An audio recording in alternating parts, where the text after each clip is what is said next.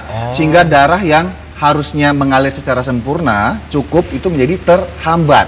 Sehingga suplai oksigen termasuk salah satu ke otot jantung itu berkurang. Nah, inilah salah satu dari faktor pencetus dari angina pectoris yang berhubungan dengan penyakit jantung koroner. Tapi Dwi, bukan hanya kamu saja ya, dan saya di sini untuk menjelaskan kepada pemirsa tentang angina pectoris. Saya akan berdiskusi lebih jauh dengan rekan sejawat saya yaitu ahli jantung, yaitu Dr. Benny Hartono. Beri tepuk tangan. Apa kabar, Dok? Baik. Ini, Dok, ini bicara masalah angin duduk. Memang secara medis atau ilmu kedokteran tidak mengenal dengan istilah angin duduk. Penyakitnya kita persempit ke pemirsa bahwa salah satu sebutan untuk angin duduk ini dari istilah medisnya adalah angina pectoris. Ini berkaitan dengan organ vital kita yaitu jantung. Tapi mungkin lebih enak misalnya penyebab dari angina pectoris ini salah satu tadi adalah aterosklerosis ya, Dok ya. Nah, penyebab lainnya apa, Dok? Ya, jadi saya mau clearkan dulu. Memang tadi angin duduk itu tidak ada dalam istilah kedokteran. Ya, jadi angin duduk yang menyebabkan kematian itu kemungkinan besar adalah suatu serangan jantung atau kita sebut sebagai sindroma koroner akut. Ya. Nah, gejalanya adalah angina pectoris. Jadi nyeri dada yang hebat sekali, biasanya 15 sampai 30 menit ya. Kadang bisa seperti ditusuk, bisa, tapi paling banyak rasanya seperti tertekan. Kemudian disertai gejala-gejala mungkin keringat dingin, mual muntah, mungkin sampai pingsan, tidak sadarkan diri.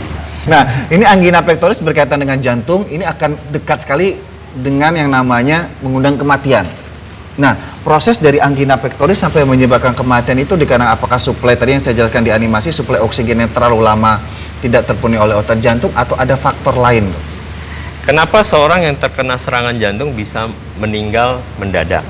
Ya, jadi kalau perjalanan alamiahnya, seseorang yang terkena serangan jantung 50% akan meninggal dalam 1 bulan pertama.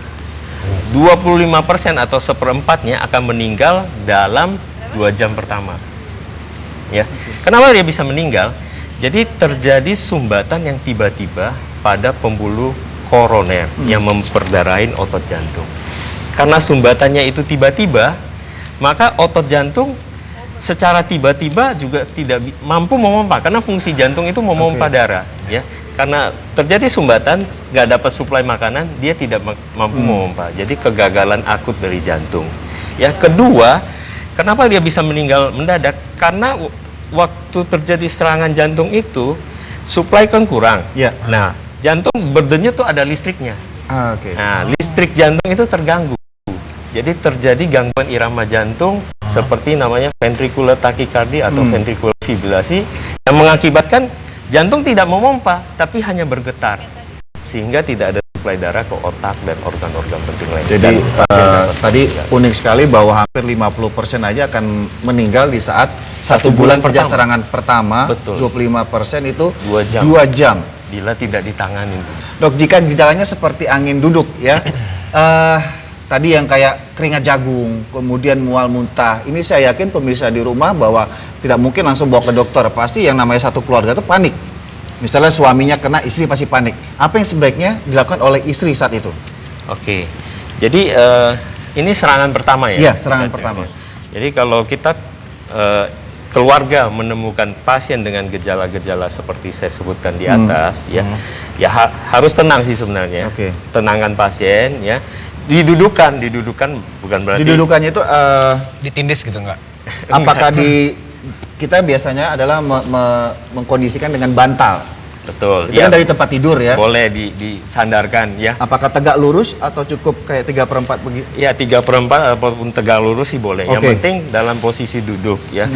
Kalau ada persediaan P3K di rumah, misalnya dulu ada saudaranya atau apa yang punya obat lah, atau keluarga yang pernah sakit jantung, jadi ada obat, misalnya seperti sedokat kita bilang, untuk pengenceran darahnya, nitrogliserin, nitrogliserin kita bisa kasih di bawah lidah. Kemudian kalau ada pengencer darah di rumah, misalnya golongan ya obat-obat sakit kepala kayak aspirin, boleh dikasihkan saat itu. Nih dok, aku mau nanya nih dok, pencegahannya nih dok, supaya orang tidak terkena angin duduk itu seperti apa dok? Pencegahan? Ya. Oh aduh, ya kalau kita ngomong pencegahan ya harus dimulai dari usia dini. Memang, Nah, ya. dari masih dini. Masih dini banget. Oke. Makanya nama saya Dini Andika. Ya. Jadi ya pertama ya asupan makanan ya, asupan makanan tentu harus dijaga Iya. ya, rendah lemak ya, rendah gula, Oke. rendah garam ya. Terus harus ada aktivitas fisik ya. Olahraga Olahraga, ya. ya, olahraga teratur ya, seminggu ya 3 sampai 5 kali. Tapi tidak berlebihan ya dok kan? Ya tidak berlebihan ya. Terus ya kontrol kalau udah menjelang usia 30-40 ya, kontrol terhadap faktor resiko. Apakah ada hipertensi apa enggak ya, apakah ada diabetes apa enggak, apakah kolesterolnya normal apa enggak. Alhamdulillah. Ya kan? Terus juga merokok. Alhamdulillah. Merokok sih dari muda sampai Iya. tua sih bisa ya, merokok ya. Beri tepuk tangan untuk Dr. Benny atas informasinya. Terima kasih banyak Dr. Benny.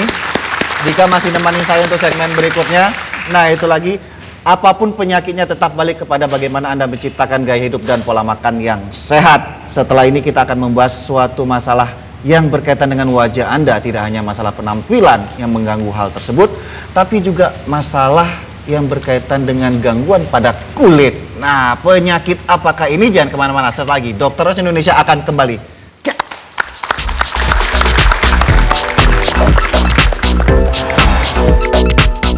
Benarkah makanan tertentu dapat memicu timbulnya jerawat?